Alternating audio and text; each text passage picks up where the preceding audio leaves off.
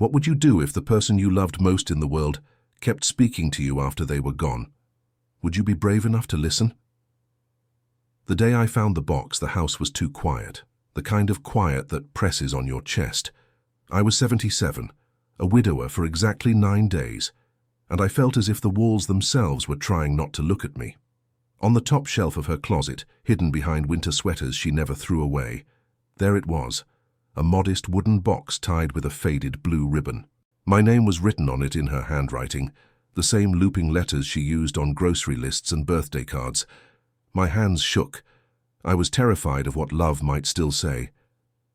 I sat at the kitchen table where we had eaten thousands of ordinary breakfasts, and for the first time in my life I realized how loud an empty chair can be.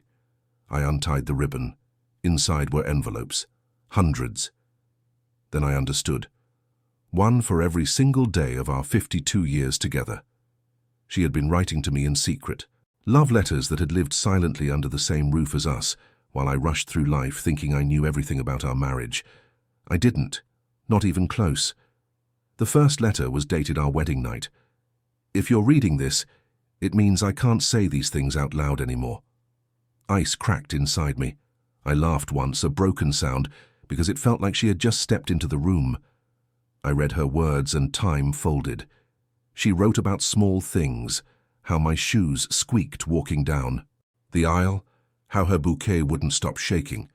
But between the lines there was something deeper. A woman promising herself to pay attention to our life even when I forgot to. And I had forgotten so much. With every envelope, fear and longing wrestled. What if there were things I didn't want to know? What if there were secrets, disappointments, regrets she never voiced? Yet I kept reading, because grief is strange. It hurts to look back, and it hurts not to. The truth is, I wasn't only opening letters. I was reopening our marriage year by year, day by day, discovering the version of our story she carried alone. The air felt heavy, like the house itself was holding its breath along with me, waiting for the next page. I realized something unsettling. We can live beside someone for decades and never see the whole map of their heart. She had watched me forget anniversaries, come home tired, distracted, confident that love was automatic and permanent, while she quietly recorded every sunrise of us. And I had no idea, not then, not for 52 years. Now I was an old man, finally listening. If this story is already touching something inside you, I want you to stay with me. Stories like this are not just about letters. They are about the lives we live quietly beside one another, the things we say too late, and the love we only understand when we finally stop rushing. Tell me in the comments what part of this beginning spoke to you or reminded you of someone in your own life.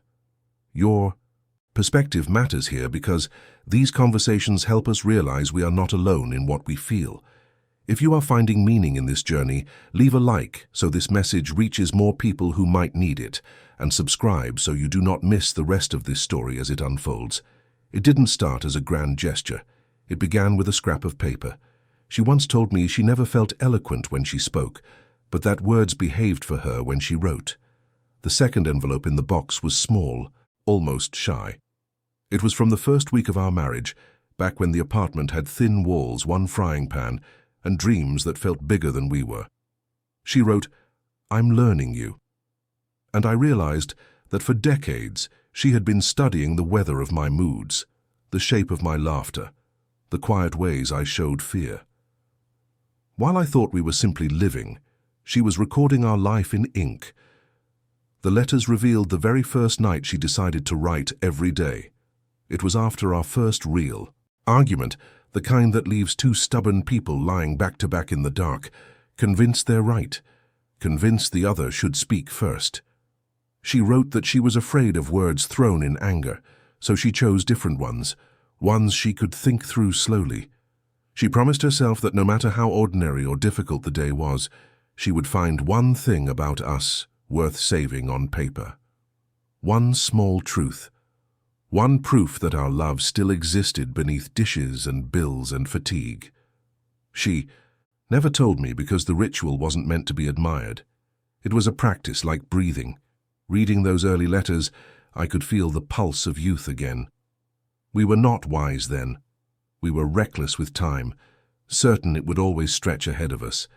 She described our first rented couch that sagged in the middle, the burnt toast I pretended to like, the way we counted coins at the end of the month and still somehow felt rich. She wrote about fear, too. Fear of failing me, of not being enough, of losing the version of herself she was before she became us. I had never known she worried like that. I had been busy trying to prove I could provide, while she was quietly trying to preserve who we were becoming. There was so much tenderness in those pages, I had to stop more than once. It struck me how a life is built not by big speeches, but by the decision to keep showing up even after hard days.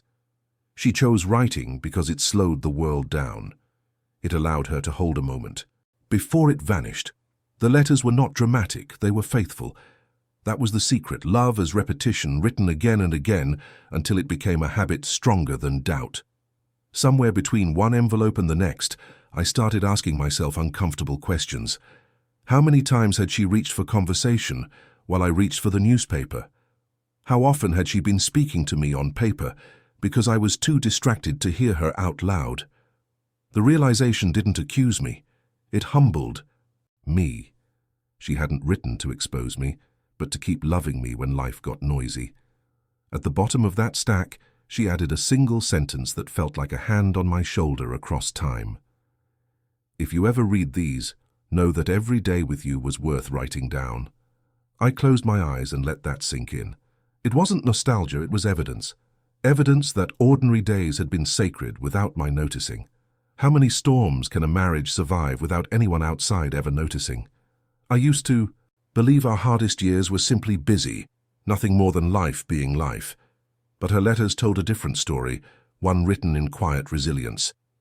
As I opened the envelopes from those middle decades, the paper felt heavier, as if it had absorbed tears she never wanted me to see. She wrote about sleepless nights when money was thin and worry was thick, about doctor visits where she pretended not to be afraid so I wouldn't panic, about losses in our family that she carried more deeply than she let on.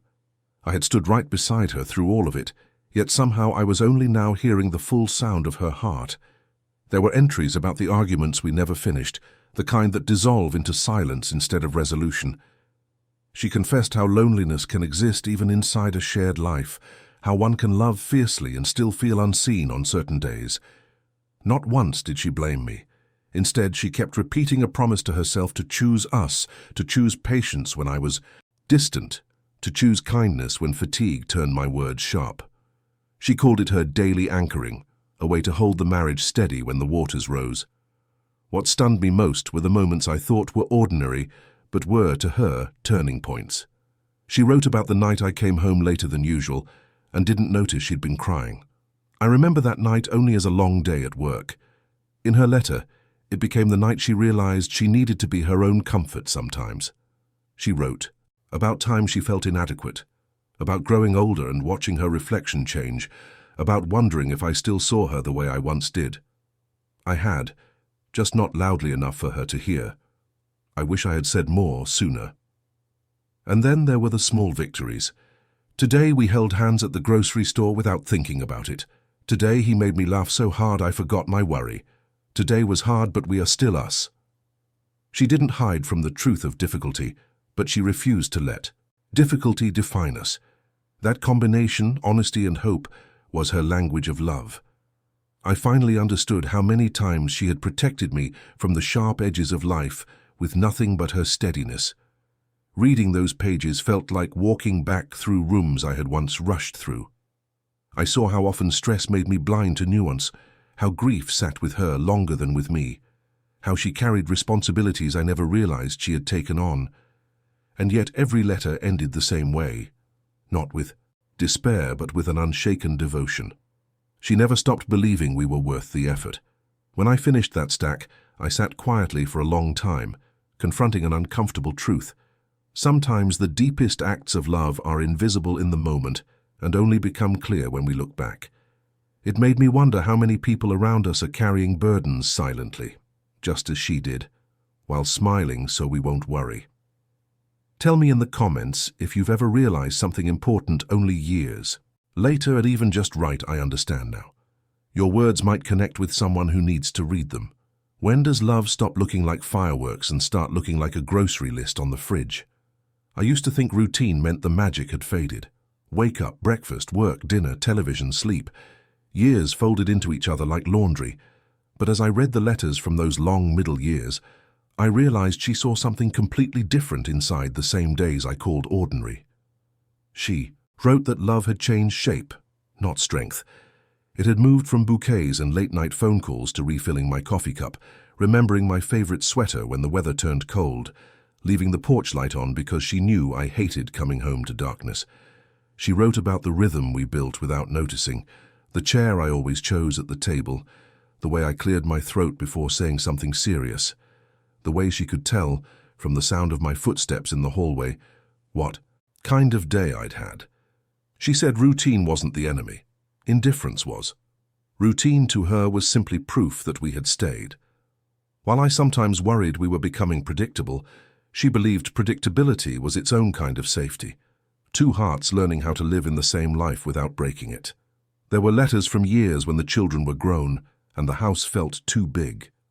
She described the strange quiet that follows decades of noise, the sound of clocks ticking louder, the echo of unused rooms. I had thought we were simply getting older. She was quietly cataloguing each small tenderness we shared in those quieter days, Sunday mornings reading side by side, our slow walks where we talked mostly about weather and birds, and nothing urgent at all. She called those years our second beginning, a time when we had to learn who we were again without all the busy distractions holding us together. She was honest too. She wrote about moments when she worried I longer really saw her, when she felt invisible inside familiarity. She wondered whether I still found her beautiful, whether I still chose her or merely lived beside her by habit.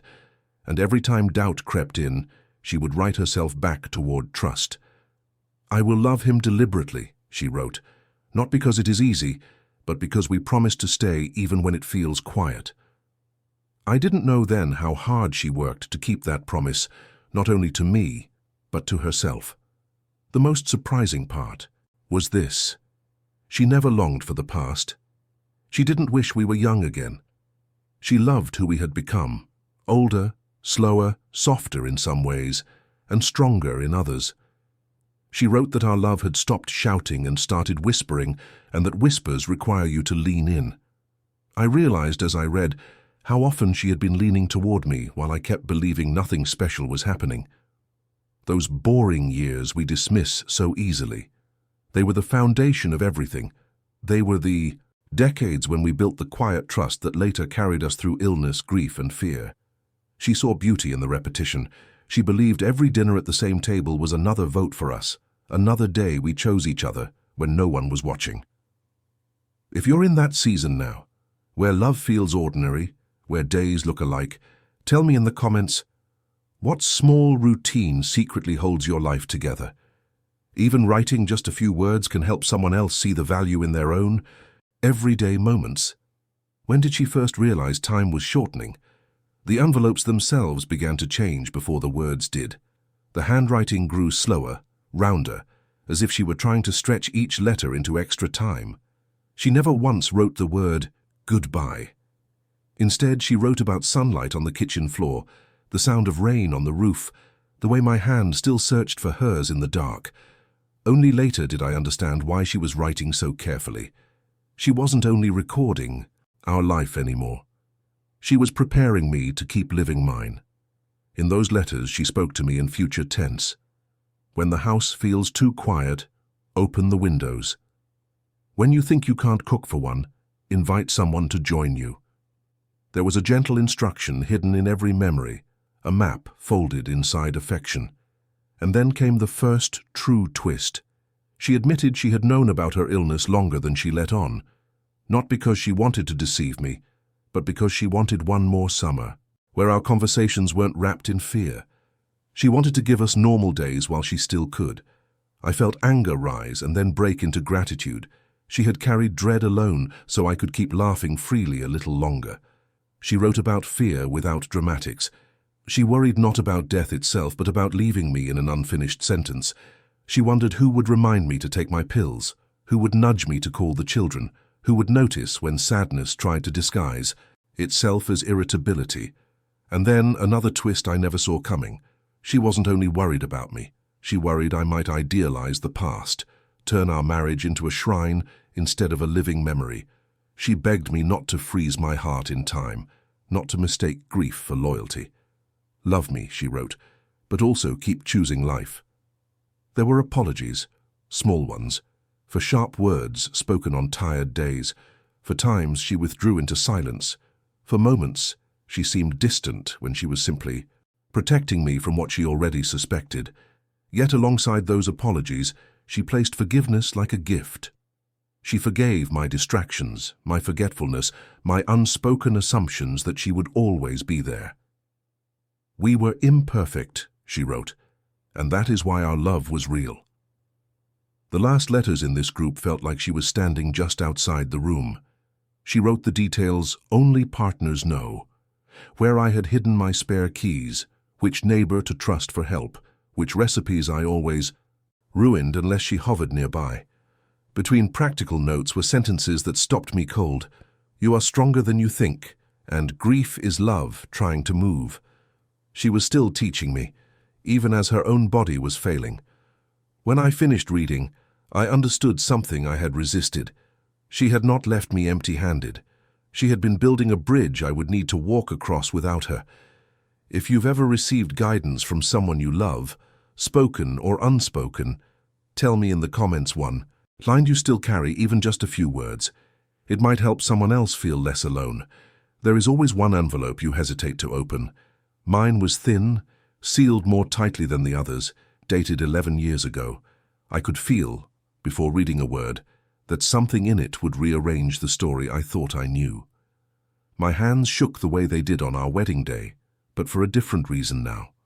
When I finally unfolded the page, her handwriting seemed steadier than her later letters, as if she had saved her strength to tell me this truth. She began gently, the way she always did.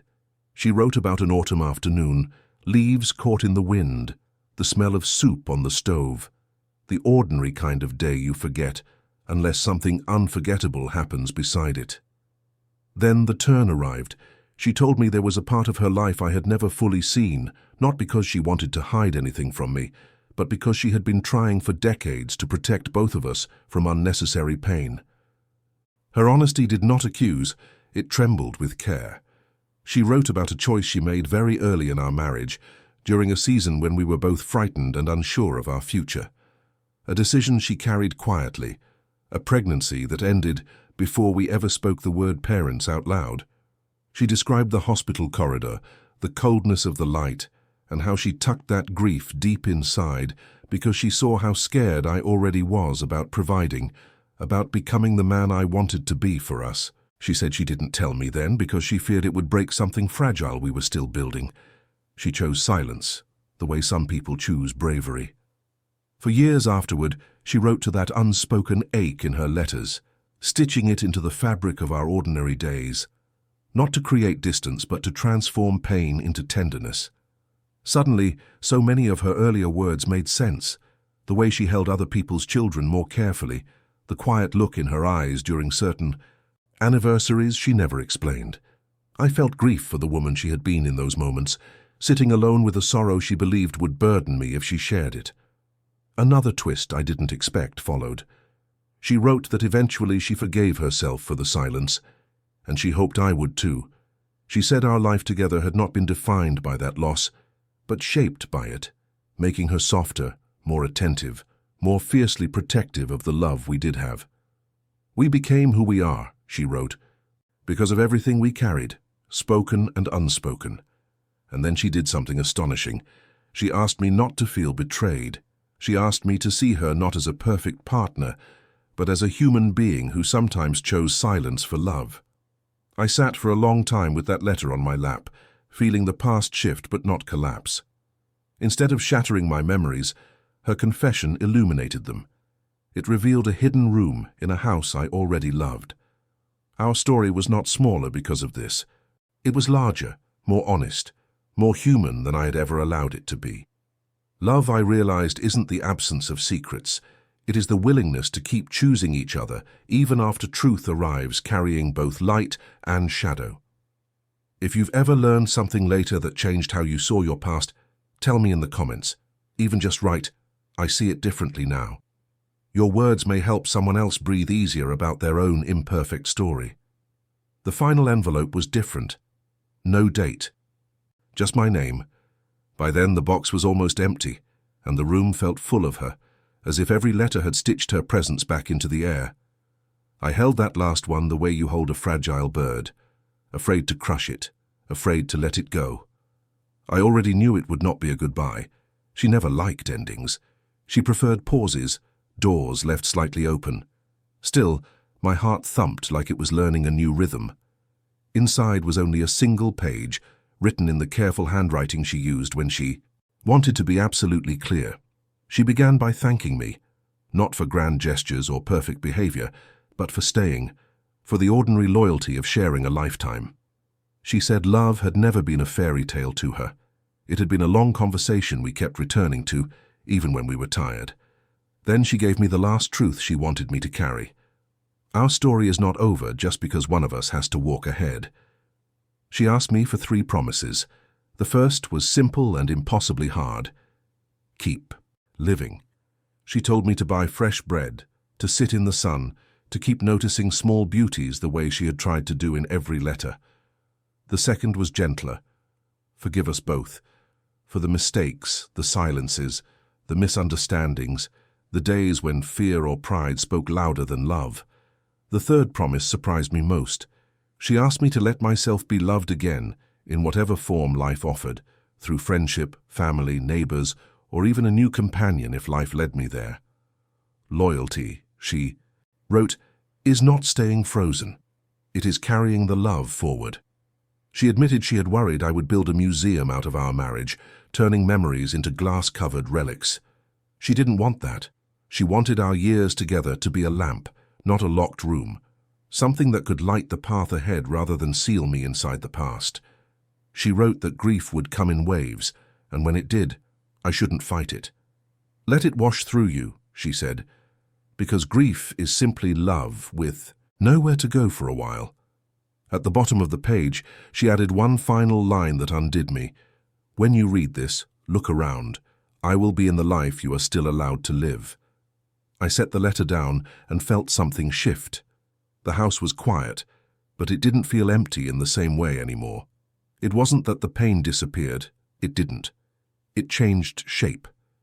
It became a companion, a reminder that I had been lucky enough to love someone long enough to miss her this deeply.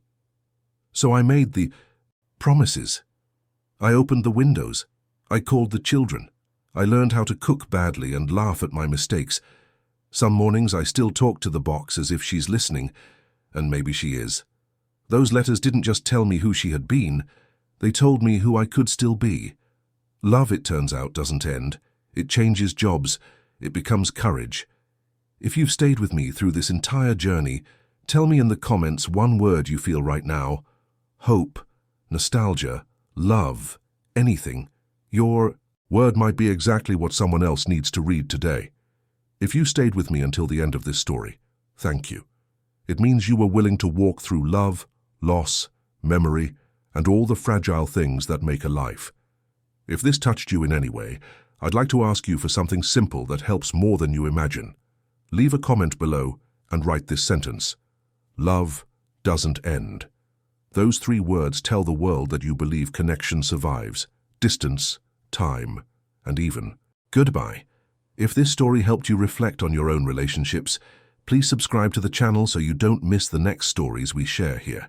And if you felt something real along the way, leave a like. It helps this message reach others who may need it tonight. Finally, don't go just yet. Another video is appearing on your screen right now. Watch the next story. Keep walking with us through the lives, confessions, and lessons of people who spent a lifetime learning what love truly means.